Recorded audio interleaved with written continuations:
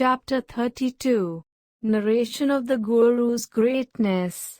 I bow down to Sri Ganesh. I bow down to Sri Saraswati. I bow down to the Guru. I bow down to the family deity. I bow down to Sri Sita Ramchandra. I bow down to Sri Sadguru Sai Nath. In the previous chapter, it was narrated how Vijayananda attained salvation and how Balakaram also was happily absorbed at Sai's feet. Similarly, Tatya Sahib Nulkaryo and the greatest devotee Mega both left their bodies in the presence of Sai. Greater than these was the marvel of the mode of death of a cruel animal like the tiger. That also was heard in detail by the listeners. Now, in the present chapter, I shall narrate an interesting story told by Baba himself. The listeners will find it immensely beneficial.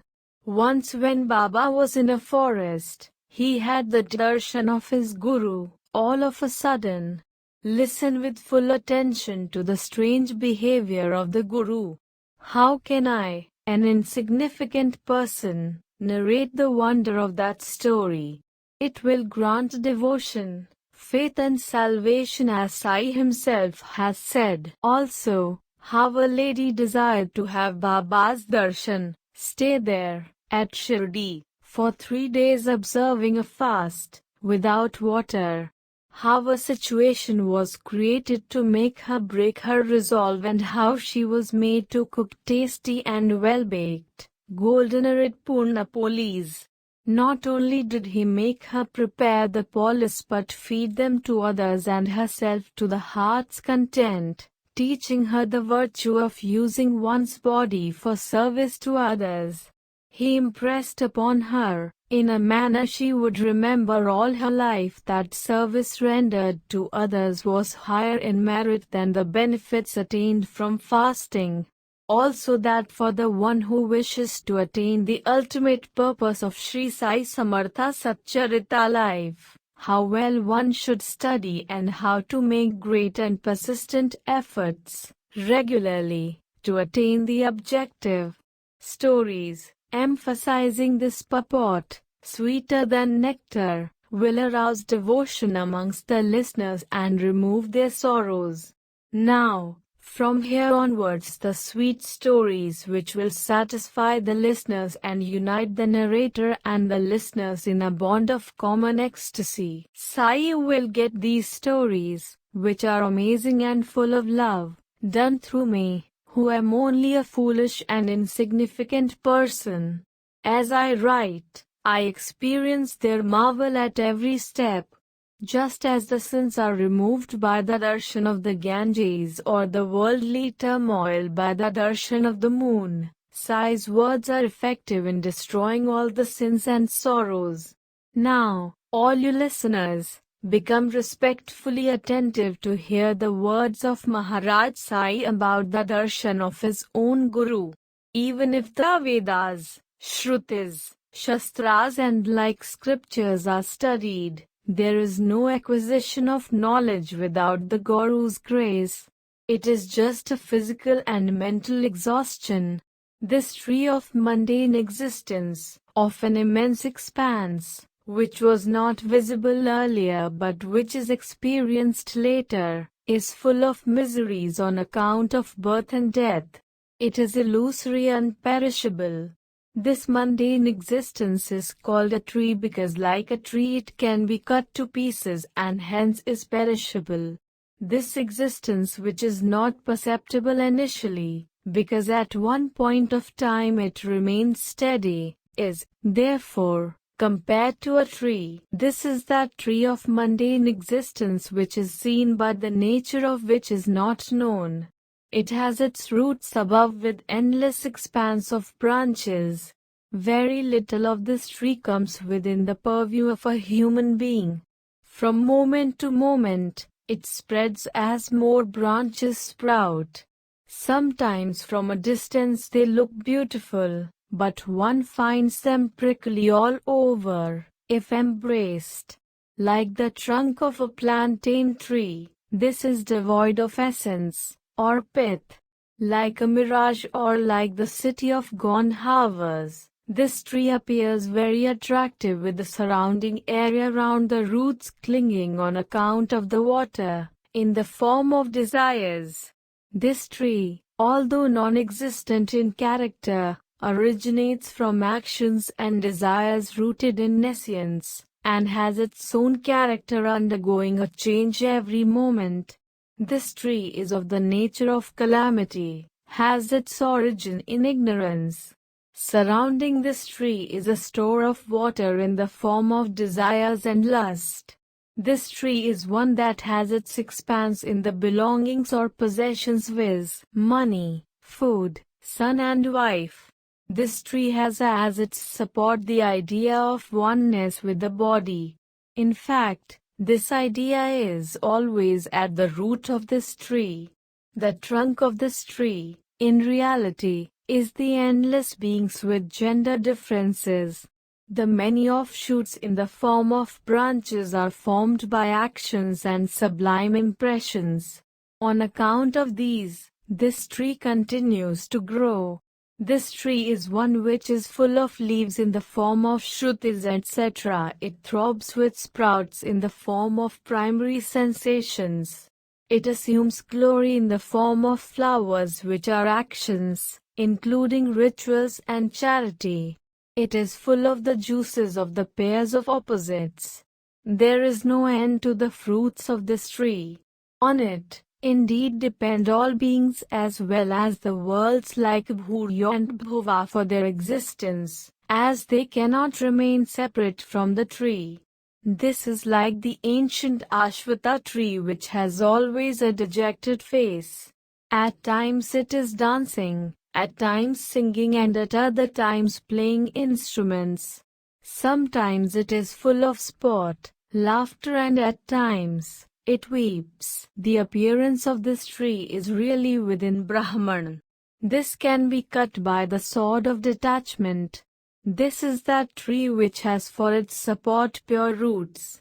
Understand this to be of the nature of effulgence. That Brahman is truth and is the support for everything. This world is of an illusory nature like a dream. Surely neither has this tree a beginning nor an end. How can it exist only in the middle? It is for this purpose that those who are detached, toil. The holy are ever attached to it. This is the goal of those who seek liberation and is the coveted end for all aspirants. Try to stay at the place which you like. Do aspire to take refuge at the feet of saints. Listen with attention to all that they say and take care to do away with doubts from their very roots. Controlling the mind utterly, root out the intellect. Try to become totally detached and continue to gaze at the feet of the Guru. Eradicate completely all fake beliefs, which otherwise will create impediments on the way. Trample under your feet all conceit, then only will you be able to reach the other shore. Sri Sai Samartha Satcharitra. Listen to a sweet story, which elucidates this, and which Baba himself narrated.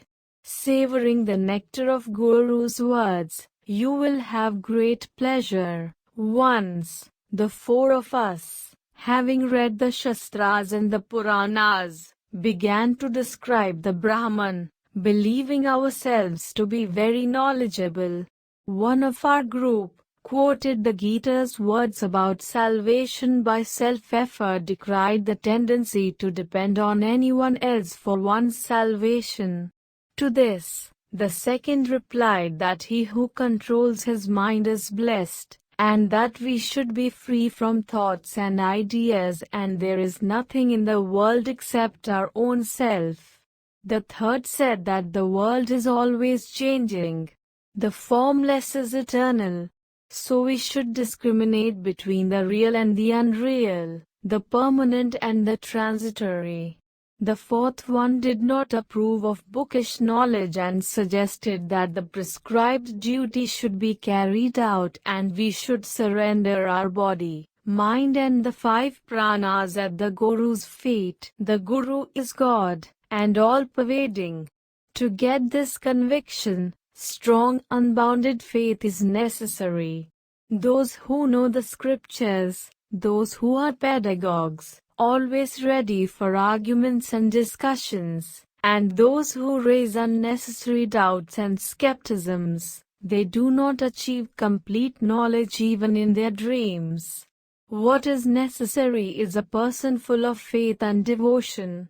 Thus, we 4 wise men set forth in the quest of Brahman, which can be experienced independently through one's intellect and a mind free of anxiety. 3 of the group had this objective. While wandering in the forest, according to our own fancy, we met a Vanjari on the way, who questioned us. The heat is scorching. Why and where are you going? We replied to him that we were searching the woods. The Vanjari then asked us on the nature of our quest, and we replied to him ambiguously and evasively.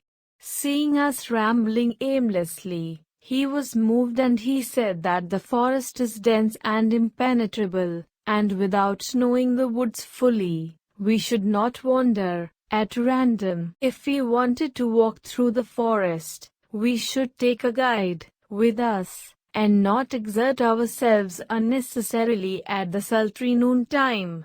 We need not disclose to him the secret of our mission, but we could rest a little, eat a little bit, drink some water and be patient at heart. Though he made a compassionate entreaty, we contemptuously discarded his request and proceeded further, and felt greatly tired on the way. We had an arrogant attitude that we were all very knowledgeable and could find our own way and needed no guide. But that forest was very vast and full of massive trees, where the rays of the sun could not penetrate through the dense foliage. How could we find our way? We lost our way and wandered here and there fruitlessly. Through sheer good luck, we reached the same place from where we had started. It was destiny that brought us back to the same path. We met the earlier Vanjari, who said to us that it seemed that we had missed the way. Sometimes mere intelligence is not enough. A guide is always necessary to show the right way in small or great matters. No quest can be successfully carried out on an empty stomach. The flaws of the intellect are strange. Unless God wills it, no one meets us on the way. Do not refuse offers of food or thrust away a platter of food. Believe it to be very auspicious. If someone gives food and urges you to eat, it will help you to succeed in your undertaking. He again offered us food and asked us to eat, and to be calm and patient. But again this good suggestion was not approved, and we left again, without partaking of the refreshment. Without accomplishing our quest, we refused to take any food. Then see what obstacles were encountered, thanks to our obstinacy. Now, I was hungry and my throat was parched with thirst. The Vanjari's love was extraordinary and I experienced the marvel of it. We were educated and learned but had no acquaintance with kindness and compassion. A rich man, when his right hand is covered with food, does not even drive away the crow, lest the particles of food would fly off and there would be a loss to that extent. Yet this Vanjari, illiterate and unqualified, of a low caste, had a heart full of love and offered us a share in his food, saying, "Eat some bread and vegetables." Sri Sai Samartha Satcharitra. He who loves others disinterestedly is really enlightened. I thought acceptance of his hospitality was the best beginning for getting knowledge. Therefore, very respectfully I accepted the little food the Vanjari offered, and drank the water. See, What miracle happened then? Guru Raj came unexpectedly and said, "What was the reason for the argument?" Then I related to him all that occurred, from the beginning to the end. "Would you like to come with me? I will help you to complete your search speedily, but only he who obeys me implicitly will succeed." The others did not agree to this, but I accepted it with profound reverence. The others left and then the Guru Raya took me along with him. He took me to a well, where he tied both my feet with a rope, then left me dangling upside down over the well water. Guru Raya left me suspended over the well in such a way that my hands did not touch the water and neither could the water enter my mouth. Guru Raya tied the other end of the rope to a tree which was on the side of the well and went away confidently. No one knew where. He returned after 4 or 5 hours and took me out quickly. He asked me if I was fine. Then I replied to him, I was in supreme bliss. The joy I experienced is beyond my poor powers to describe. Hearing these words of mine, Guru Raya was delighted.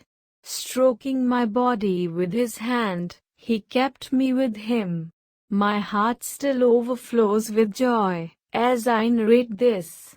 Then the Guru took me to the school. He took care of me as tenderly as a mother bird does her young ones, protecting them under her wings. How wonderful was the Guru's school! I became detached from my parents' love and the chains of greed and love snapped. I attained salvation easily. Nothing appeared impossible. My evil tendencies vanished. My previous karmas were wiped out. I thought I should embrace this Guru's neck and remain staring at him always. If his image was not reflected in the eyes, then they were only balls of flesh. Better still, I would have preferred to be blind. Such was the effect of the school on me. Which unfortunate individual would have wanted to leave the precincts of the school having once entered it? My Guru Raya was my mother, my father, my property, everything to me. All the senses, together with the mind, concentrated themselves in my eyes to meditate on him. The Guru was the sole object of my meditation. The entire universe assumed his form. I was conscious of none else. This is known as singular devotion. Meditating on the form of the Guru, the mind and intellect were baffled. Therefore, in the end, I could only pay obeisance to him, wordlessly. If one cannot achieve this state, then one may take a Guru to acquire knowledge, but his upadesh will be a big zero. One would pay large sums as dakshina and repent in the end. Such a Guru emptily chats about his secret knowledge and makes a show of his purity and straightforwardness. He who has learnt hypocrisy from his childhood, what can he give, in the end, to another? There is a great show and pomp of sacredness, but not real tender love. No actual experience exists. His school is useless. Where words about knowledge abound, the knowledge of the Brahman can never be experienced. Where a Guru is busy singing his own glory, how can the disciple achieve his own welfare? He whose words do not touch the heart and the disciples are not convinced, of what value is his position as Guru? His words are useless prattle. So be it. Enough. But in my case, I served my Guru in such a way that he rewarded me with the store of knowledge. I did not have to search for anything or seek any deeper significance. By the Guru's grace, realization flashed upon me by itself, without effort or study. I had not to seek anything, but everything became clear to me as broad daylight. Only the Samartha Guru Raya knows my happiness over the topsy-turvy suspension, with head down and feet up, that the Guru Raya had done. The ways of saints are something different, which can be understood only through experience. Here, faith alone is the consideration, and the only means to attain the objective is Guru's grace.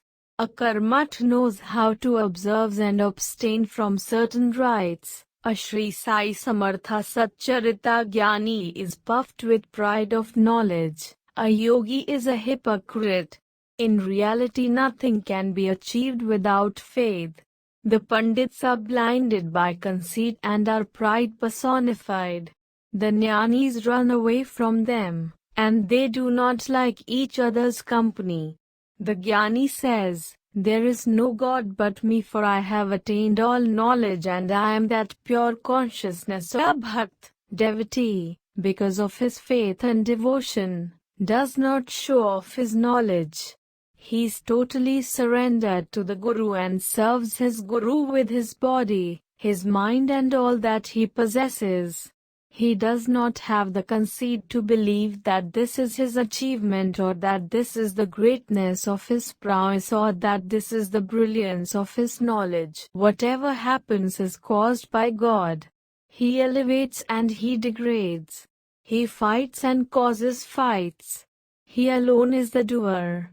Leaving all doership to the Guru, he adopts utter humility. A devotee is always dependent upon God, and he is not independent. Enough. What were these four wise men in search of? It has not been mentioned so far. Listen now to the explanation. All these karmat, well versed in the way of reciting Vedas, full of pride on account of their learning, who in the course of a pedantic discussion, began to discuss God. It was their objective to identify God and the place of His existence, and search out paths to Him, through endeavor and knowledge. Sri Sai was one of the four wise men. He was the personification of discrimination and dispassion, being himself Parabrahm. Then, why did he get involved in this injudicious talk? The listeners will naturally have this doubt. This was for the good of the public.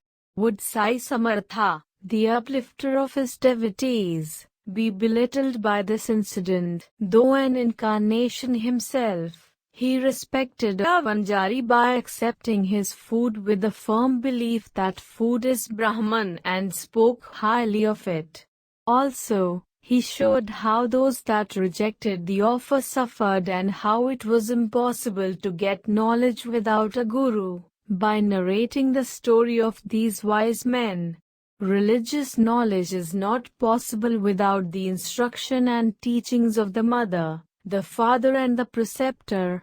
It also depends on the studies, which without application is a waste. The Shruti exhorts us to honor and worship mother, father and the preceptor, and obtain their powerful blessings.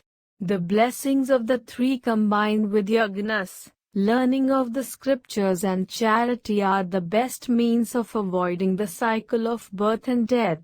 These are the means of purifying the mind, and unless this purification is effected, self-realization is not possible. Such a life has been lived in vain. The body, the senses, the mind and the intellect cannot understand the profound real self. It is the Guru's grace that makes it possible. Where modes of proof, such as perception and inference, do not help in the matter, who else but the Guru can show it as easily as holding an amlak fruit? The objects of our life, such as dharma, arth, and kama, are attainable with effort, but the fourth object, purusharth, can be only had with the help of the Guru, without whom they will remain efforts in vain. In the darbar of this saint of Shirdi, the astrologers came and paid their homage, giving the prediction for the young and the old, the rich and the prosperous, the rulers great and petty, the yogis who beg for alms, the ascetics devoid of desire and attachments came with equal eagerness for darshan.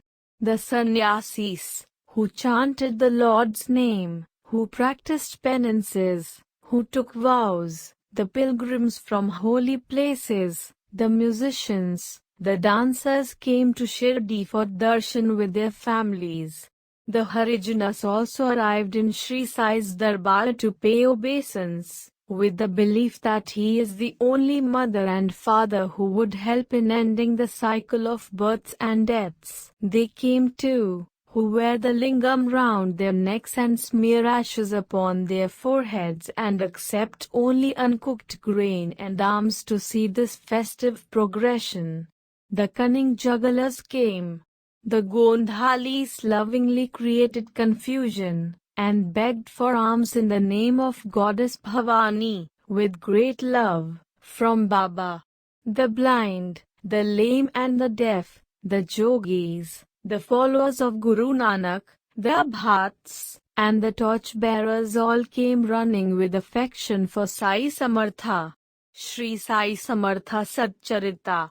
The Dugdugas, the Sarods, the lame and Kolhatini also came.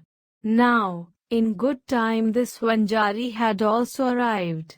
Blessed was Sai's form, molded out of detachment. He was desireless, free of attachments, selfless and full of incomparable love for the devotees. Enough. Now let us pick up again the thread of the main story. The listeners should pay attention. Baba never fasted nor permitted others to remain hungry. The mind of a person observing a fast is never at ease. Then how can he attain his Paramartha? God cannot be attained on an empty stomach.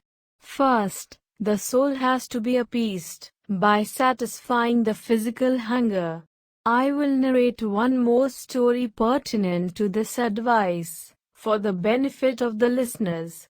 When at noon, the bowels are churned with hunger, the importance and truth of the saying that food is Brahman is realized. It is a very difficult situation indeed, when some food is not put into the mouth. All the sensory organs become weak and are unable to function properly. If there is no moisture of food in the stomach, with what eyes should we see God? With what tongue should we describe His greatness and with what ears should we listen to it? In short, when all the sense organs are strong and sound, then only it is possible to practice devotion. If one feels weak by starving, then one is unable to make progress towards the highest goal of life. Consumption of too much food is not beneficial. Moderation is really wholesome. Extreme fasting is dangerous. It leads to affliction always. Once, a lady came to Shirdi for Sai's darshan with a letter to Sri Kelkar. With great enthusiasm, the lady had resolved to sit at Maharaja's feet and observe a 3 days fast. But her resolve came to naught. Baba, in accordance with his precepts, believed that when thinking about the highest goal in life, one should have some food alongside. One who desires to realize God must eat a little, to begin with, for unless the being is content, how would God be realized? It is impossible to realize God when one is starving. Sai did not approve of such austerities which burden one. Maharaj, who knew intuitively, on the previous day, had mentioned it to Dada Kelkar earlier. Now during these holy holidays, will my children go without food? How can I allow it? Then why should I be here? The day following this utterance of Sai, this lady arrived in Shirdi. The lady's surname was Gokhale. As she had earlier resolved, she left her luggage at Dada's and gave him the letter. Kashibai Kanitkar, being related, had written a letter to Dada, requesting him to make arrangements for Sai Baba's darshan for her. As soon as she arrived at Shirdi, she went for Baba's darshan. Afterwards, she sat near him for a while. When she was advised by Baba, Sai Nath was aware of the innermost thoughts of everyone, for nothing on this earth was hidden from him. Food and the one who eats it are the embodiments of Vishnu. Fasting, austerities, unsullied food, going without any food or water, why indulge in this? What is the need for us to practice fasting and austerities? Baba said this on his own, to her. Go to that Dada Bhatt's house, make Puran polis happily. Feed them to his children and eat also to your heart's content. It was a happy coincidence that the lady had arrived at the time of the holy festival. Dada's wife, at that time, was in her menses and therefore could not do the cooking herself. The intense desire to observe fast disappeared, as she had to cook herself. Then, she very lovingly obeyed Baba's orders. Making obeisance at Baba's feet, she went to Dada's house, made Purnan polis, served everyone and ate herself. What a beautiful story and how profound its meaning! If one places faith, in this manner, in the Guru's words, then there would be no delay in upliftment. Yet another story, one narrated by Sai Samarth to his devotees, of which he was reminded. Please listen carefully. One who is desirous of spiritual progress needs to work hard and constantly study. One should be bold and courageous. Sri Sai Samartha Satcharitra. One should always savor the nectar of the true stories, like the washings of the saints' feet, for one's welfare. Being humble at a saint's feet gives internal purity. Once, when I was young, and wishing to get a job to sustain me, I stinted on my own needs and set out. I walked on and arrived at Beedgaon, where I rested. The fakir, God, had other plans for me. I was happy. There, I found zari, embroidery, work. I also worked tirelessly and my efforts were rewarded. Behold the fakir's power. Those who were employed before me were extremely clever and skilled. All four of us worked there and our wages were fixed on the quantum of work done. One had done work worth 50 rupees, the second had done 100 rupees worth, the third had done 150 rupees worth, and mine was twice more than all of them put together. The owner was very pleased with my work and skill. He praised me to many and loved me a lot. He gave me a full dress, a turban for the head and a magnificent robe for the body. But I kept it tied up, unused. Who can give enough to another person? However much is given, it is always inadequate. But when my Sarkar, God, begins, it lasts till the end of time. The only true giver is my Sarkar. Can any else be compared with him? How can the finite be the ornament of the infinite? My Sarkar says take, take, but everybody comes to me and says give, give. Nobody attends carefully to the meaning of what I say. No one takes cognizance. My Sarkar's treasury is overflowing. No one comes to fetch cartloads away. When I say dig, no one does so. No one wants to make efforts. I say dig up this wealth and plunder cartloads of it. The blessed son of a true mother should fill his store with this wealth. What will be the fate of a living being? Dust, body, will turn to dust, and air, breath, will merge with air. This time will not come again. Enough. The skill of my fakir, the Leela of my Bhagwan, The aptitude of my Sarkar is quite unique. I too go somewhere and sit somewhere. But this Jiva is confused and confounded by Maya. It suffers from the snares of Maya. Maya is very merciless. It has driven me to desperation. I remain worried about my people day and night. He will reap what he sows. The one who always remembers these words of mine will get invaluable happiness. Hemad surrenders to Sai. Unparalleled is the narration of this story. When Sai does the work himself, my egotism is demolished. Sai himself narrates this story. He is the reader and the listener. He is the writer and the one who gets it written. It is he who makes it comprehensible. Sai himself is the actor in this story. It is he who is the sweetness in the story. It is he who is the listener and the narrator, and it is he who enjoys its bliss.